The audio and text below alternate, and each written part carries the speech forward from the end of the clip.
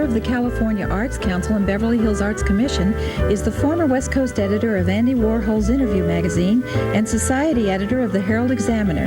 Her cover stories can be read in Venice and Detour magazines, and she is a contributing editor to California Apparel News. For the next half hour, Joan will bring you inside news and views on society, art, film, and the exhilarating worlds of these multifaceted people. Here is Joan Quinn. Hi, I'm Joan Quinn, and welcome to Joan Quinn, Etc. We have a great show for you today.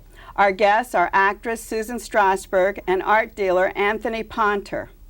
Susan is an actress, author, and teacher. At 17, she starred on Broadway in the Pulitzer Prize-winning play, The Diary of Anne Frank.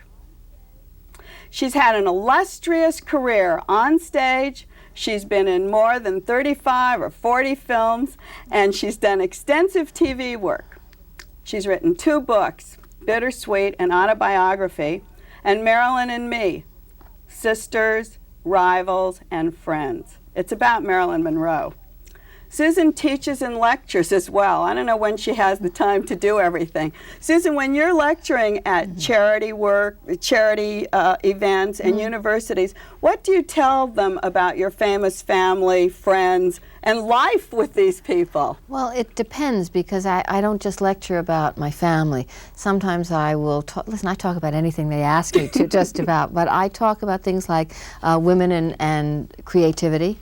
I do lectures on things like how to create your own reality and other fantasies, which involves a lot of altering consciousness, stress relief things, because all the techniques that an actor learns and uses, all the tools that an actor uses are the same tools that you need for life, whether it's relaxation, creativity, courage, intuition.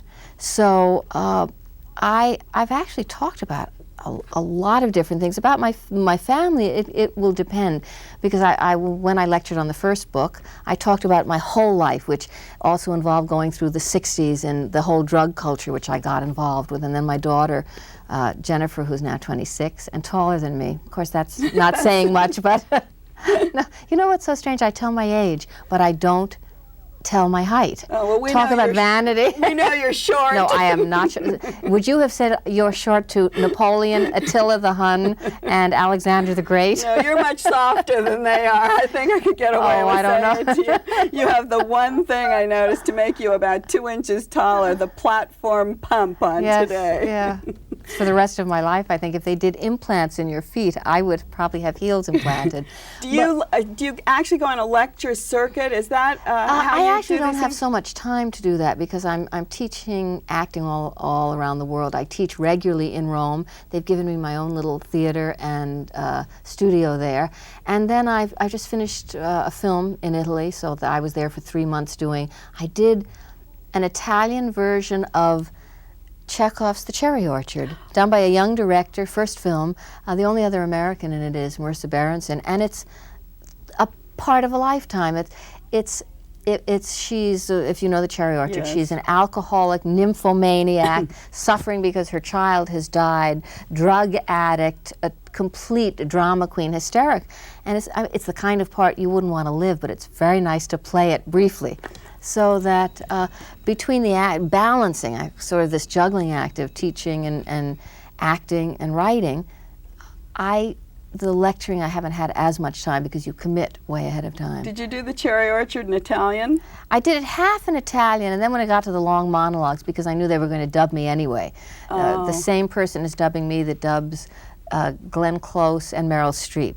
So you see, they have somebody who does like kind of all the wonderful dramatic parts. But The Cherry Orchard never goes away. I think they're doing something in New York now with a modern version, totally up to date. But that story is classical. Any story about people looking for love, longing. I mean, it's the story of Marilyn and Me in a way. I have a feeling that there's one story in all these variations on it, and how do we find happiness and how do we get loved? In just different costumes and on different sets. With different degrees of expression or emotion, depending on the, not just, let's say, on the era, on the customs of that part of the world. But you know what? The human heart is the human heart. But you were talking about teaching, all the things that I was going to ask you about what you were teaching, and you covered a lot of them. Although but we want to know about your family. Tell us a little bit about your background. I had, I guess it was an extraordinary family in the sense that it was a real theater family. Although people don't realize that my dad came out here during the war years and worked for 20th Century Fox for a number of years, but was kind of stuck doing screen tests. Everybody that he screen tested got contracts, but then they couldn't all act afterwards. Teaching them to do screen tests? No, he was directing screen tests. It was not a happy time, although there were people like Chaplin. I remember Chaplin coming to the house and teaching me how to ballet dance in the middle of the night, and Barry Fitzgerald teaching me how to play the piano with my nose. Funny the things you remember. So you did get really first-hand acting experience at a very young age. Well, I got it by osmosis, so that by the time I started acting when I was 14, I had never studied, but I guess intuitively I'd picked up a certain amount. You know, it's funny, I think back, when I say 14, I have been around so long that it feels like it was before my own time. But you were actually acting at 14, weren't you? I was probably acting at 3. Oh. You know, we're all acting all the time. Yes, but you had a great audience. Well, you had all these stars coming to the house. Yes, you had your father but who stars are not a great audience because stars want an audience. They don't necessarily want to be one for somebody else. So it was a mixed blessing. So that on one hand, there was this wonderful kind of cultural energy that drove the household. And I mean, my father had a library that was seemed bigger than the New York Public Library. One of the finest theater, art, book collections probably in the world. My mother was coaching also people like Tallulah Bankhead and Jennifer Jones. And acting coaching or voice coaching? No, acting coaching, yeah, on the set of film. She worked with Tallulah on Lifeboat, which was with Hitchcock, I think Tallulah's first film. And, you know, that's when Tallulah went up to Hitchcock and said, Hitch, darling, you have to do something. They're not shooting my good side. They have to shoot my good side. And he said, they can't, Tallulah, you're sitting on it. Oh, I was just kidding. That was a good one.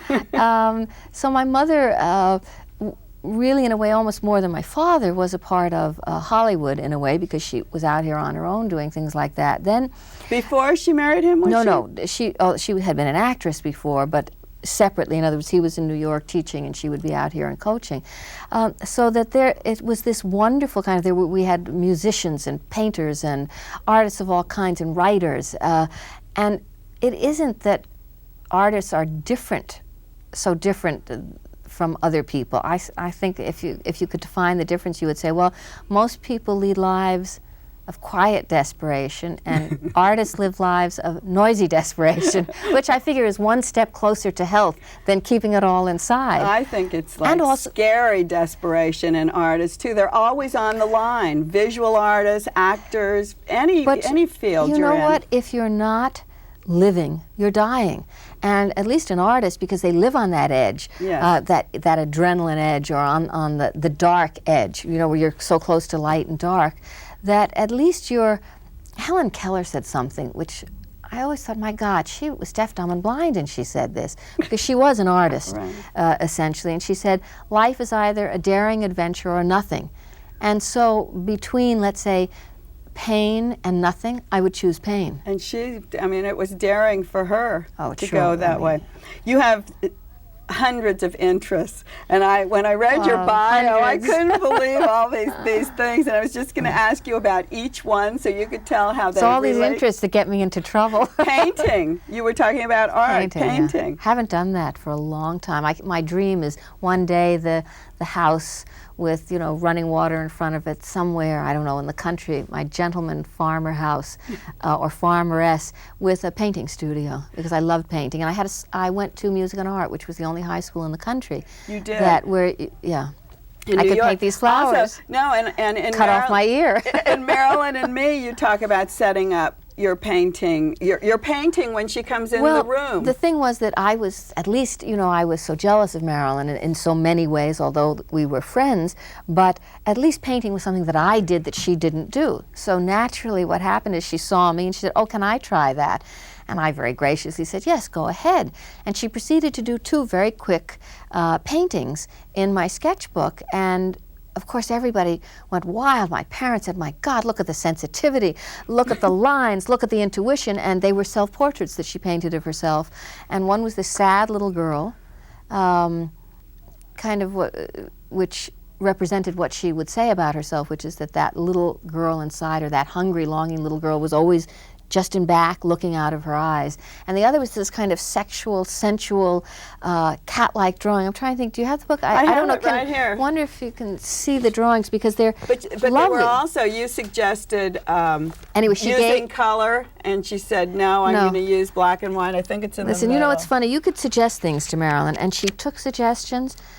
She would take everyone's suggestions. In the end, she did what she wanted. She was much stronger, more stubborn in a way than people realized. A powerful lady who kept, before the women's movement, if you think that she broke away from a major studio system, and it wasn't someone like Betty Davis or Katharine Hepburn who started her own production company in the 50s. It was Marilyn who was taking an enormous risk, and without support groups, without other women helping her, which they have now. She was ahead of the sexual revolution, God knows. She was doing a nude calendar when we were walking around with girdles on. Well, I wasn't. I was too young for a girdle. That was later. She was living at your house. Do you think that gave her that confidence? No, she had done it before. I think that what it gave her when she came, when she would come and spend nights at our house, what it gave her was not so much confidence as the knowledge that there was one place in the world that she could go where she would be accepted unconditionally.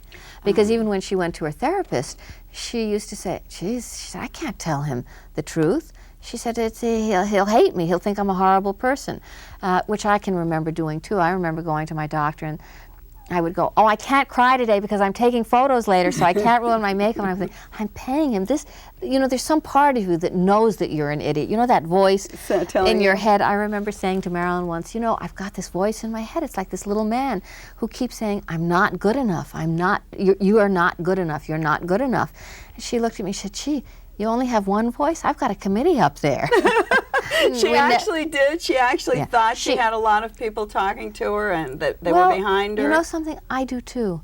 In other words, it's funny because, you know, you've got I have my kind of, what Lee Grant calls my obnoxiously positive voice. Then I've got the kind of cynical, skeptical voice. Then I've got, then remember that I feel that there's another voice, which is the witness, the watcher, which is probably the purest part of ourselves. Can you think as an outsider, as a witness watching you? Well, or is that the metaphysics? That's the next on my list. Yes, but it's not metaphysics because it's a reality that, in fact, there is a part of all of us, if we can allow ourselves to be still enough, which is what meditation does.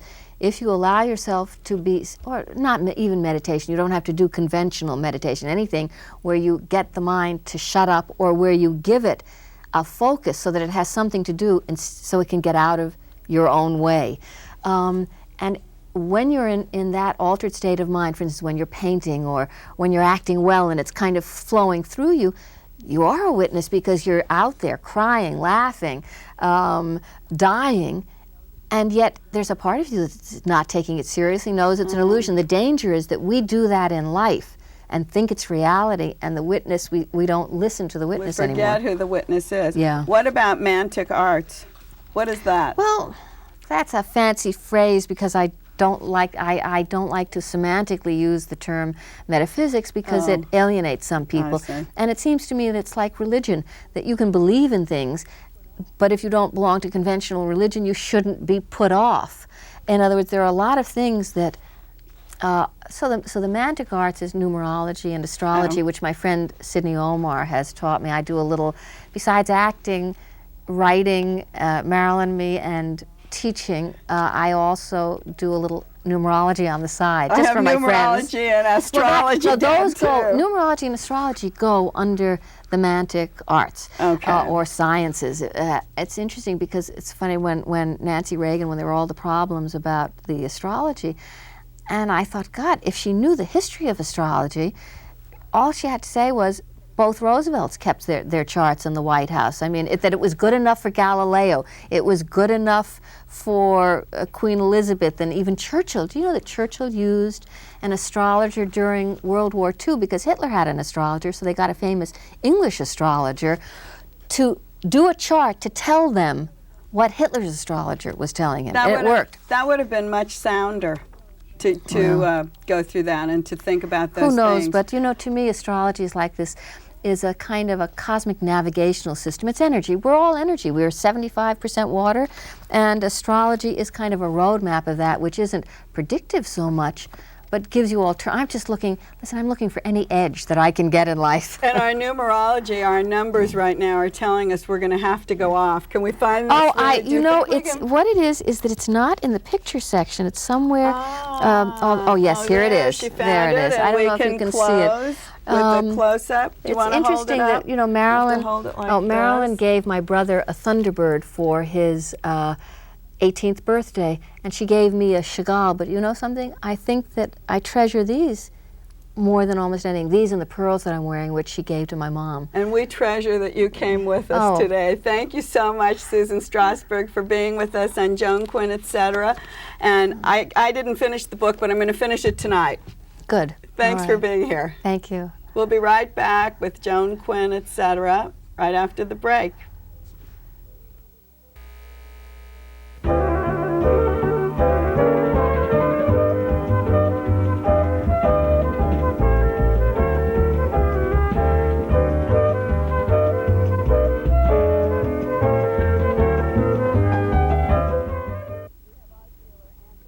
Hi, welcome back. We have art dealer Anthony Ponter on the set with us. I'm Joan Quinn, and this is Joan Quinn, etc. Mr. Ponter, who is a native of Zimbabwe, now lives in Northern California. He actually splits his time between both places. He's an expert on Shona art and has written a book called Spirits in the Stone. Hi, Anthony. Hello, nice to be on your show. Glad to have you. Tell us what Shona art is. Shona art is a stone sculptural form from our country, Zimbabwe. And Zimbabwe is a small country about the size of California, just north of South Africa. It's landlocked, and its people are fairly remote geopolitically from the rest of the world. And what Shona sculpture is, and Shona art is an indigenous art form. It is African in feeling and theme, but unlike other African art in that traditional African art, or what you or I may expect to be African, is totemic or wooden work that is ceremonial or ritual in nature, as such is understood. Shona art doesn't look like any other African art. In fact, it is often noted that the work looks like that of Modigliani or Brancusi or Braque or even Picasso. However, they have never seen the work of the West. Why are they working in stone rather than the other material that you say most people work in that country? Yeah. It's an interesting thing. They are about the only African tribe that we know of that has always consciously worked in stone. Their forefathers, their ancestors, built great stone cities, the biggest of which was called the Great Zimbabwe, hence the name of our country. Zimbabwe means great stone house or chief's burial place. And back 1,000 years and 800 years ago, they sculpted and worked stone. We don't know why it continued on into the art form it is today exactly, but most African tribes worked wood because it was available, it was soft and easy to work. Unfortunately, because it was wood, it also rotted and was easily destroyed, so not as much of the old work is available. It is tribal art then? Is that what Shona is? Or? Yes, I'm sorry to interrupt, but it is and it isn't. It is art of a tribe and a people, but it is contemporary work. It is purely African, and yet it does look very modern. There are hints of Cubism or Impressionism in the work. Well, did it go back for generations? Was it taught by their forefathers, their ancestors? The history and the methodology going back about 800 years was handed down in oral histories. You know, most third world countries don't have writing. But in this century, when the Renaissance has really occurred, there was about a 200-year lapse when no carving took place. The British had invaded, destroyed the countryside, destroyed the old temples and so forth, and so there was nothing for these people to look at to remind them of what had gone before. And sometime around 1909, 1911, evidence points to the fact that almost spontaneously carving started taking place again. Pierre Descartes, the famous French art critic, wrote that it was as if they simply bent down one day and picked up the tools where the ancients had laid them down and began to carve. Same technique, same way of expressing themselves. Ah, that's very interesting. How did you happen to get interested in it? Well, I was very lucky, actually. I wish I could say it was through great planning and foresight. But my father, also Zimbabwean, started collecting the work around 45, 50 years ago, at the very beginning of this new renaissance of the art. And so I was fortunate enough to grow up among the work in his house. About 9 years ago, I married a lovely American lady, and I took my bride back to Zimbabwe on a safari honeymoon, which never got to be, because we got to my dad's house, we saw this incredible collection, and she had to be convinced that this was by Africans. She looked at the work, she thought it was so modern, she said, no, it can't be. So we spent a whole time with them. And from that day on, we have started to bring the sculpture out to share. How did you actually, why was your father in Zimbabwe? It was Rhodesia then, Correct, wasn't it was Southern Rhodesia then. It's like many people who moved to America. My family was a real Heinz 57. Some of us came from England, some from Italy, some from Russia, Germany. And Africa was the great land of opportunity, you know, the ranching and farming, as was America in the 1800s. And so that's why my family came initially and ended up in Rhodesia, in what was the area as Rhodesia. You live in Sebastopol now, in Northern California? Correct, beautiful Sebastopol. Is there a similarity between the country? You said the size is about the same of California. Funnily enough, our topography and weather is very similar to that of California, and unfortunately we're sharing a drought at the present time. But we have masasa trees, you know, we see those big flat-topped African trees, which remind me of California oaks standing stately alone in a field. And in the summertime, it looks a lot alike, you know, the brown hills and the green trees, so there's a similarity. The heavy, heavy book, Spirits in Stone, which has a great collection and story about what's going on in your country. What does Spirits in Stone mean? How did you get the title? Well, when you asked me before about how we got involved and what the art was about, I mentioned ceremonial, ritual, totemic work of West and East Africa is nothing like the Shona.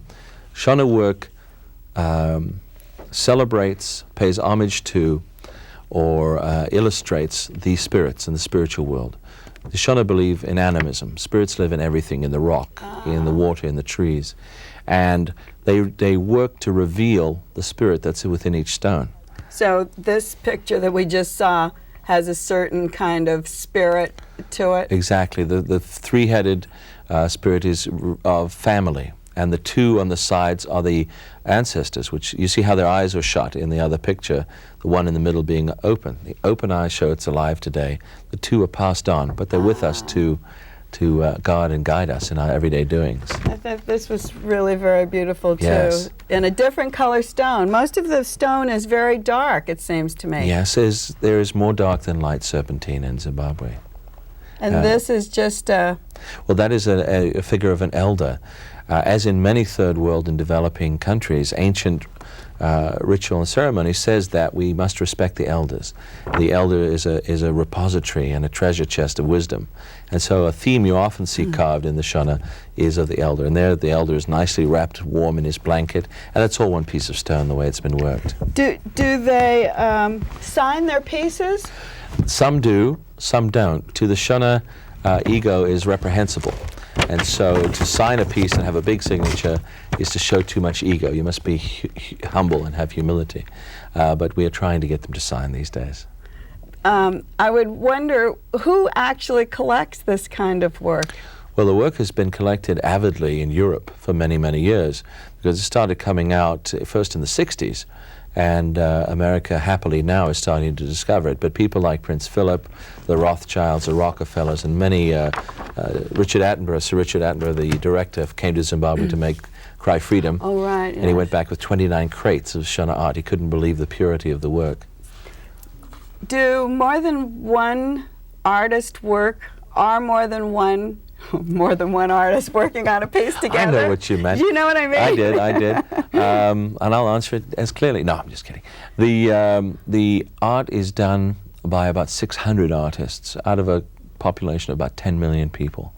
And that can range from a 10 or 12-year-old child all the way through an elder up to the 60s and 70s. Do they work together? Maybe that's what I should have said. Do they work together? Yes and no. Some do, some don't. Most carve solitary. They are out in the countryside. 10 million people sounds like a lot, but you spread it over California, they're not too crowded. Who, besides talking, we have a couple of pieces right on the set. I think this piece is, you tell us a little bit about this piece that feels so great. Doesn't it feel, that's something about sculpture. When we do our shows, we always tell people, please do touch the sculpture. That is in a blue-green serpentine, again, mined in Zimbabwe, and it's by an artist called Robert Quichete.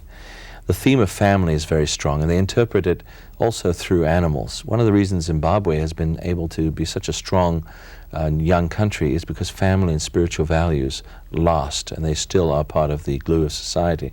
And there you had the mother rhino guarding the young who was underneath her. That's done by a man who's never had an art lesson, he's never had any formal training whatsoever, just took a rock and a piece of metal and started carving. Did he sign it? It may be signed. You're going to have to look and see. Where has this art been shown? It's been shown all over the world. Again, a lot in Europe, London, Sweden, Paris, in Munich at the Modern Art Museum. It was first shown in Europe at the Rodin Museum in Paris in 1971. It's been shown here at the MoMA in New York, as well as some museums around the country. The Natural History Museum in Los Angeles had a show of it. A very large show, 1,200 pieces. It was Is that right? Very, very big show, yes. Ah, that's pretty interesting, because you think of it as you describe it, or the press release described it as a new art form, and yet, as you mentioned, I looked through the book and I saw Brancusi and I saw Braque, just like you said, and Picasso, and it's likened to a new art form, and yet it looks like it's been influenced. Well, that's one of the reasons why we wrote this book, my wife, Laura, and myself, because you can tell and over and over again that it is, in fact, an original art form, that it has its, while appearing to be terribly modern, it has its roots in an ancient culture. And we were lucky enough to get a nice press here in California to be interested enough to publish it for us. And the story of how it came about and the story of how we've traced back the history of it is quite a fascinating one. It looks modern, it is modern, and yet it isn't. It is based in an old civilization. Well, we learned so much today. I think it was really great, and I thank you for coming on. And we'll keep looking for spirits in stone, and we want to thank Anthony Ponter for being with us, and thank you, all of you, every one of you, for being with Joan Quinn, etc. We'll see you next time.